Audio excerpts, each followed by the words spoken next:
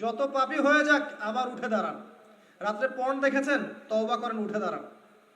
আপনার গার্লফ্রেন্ডের সাথে জেনা করেছেন, তওবা করে ফিরে আসেন। মাদক সেবন করেছেন, ইনস্ট্যান্ট তওবা করে ফিরে আসেন। কারো ক্ষতি করেছেন, তওবা করে ফিরে আসেন। মানে আপনি নামাজটা ছাড়েন না। মানুষ আল্লাহর পথে চলতে গেলে সবসময় একই গতিতে চলতে পারে না।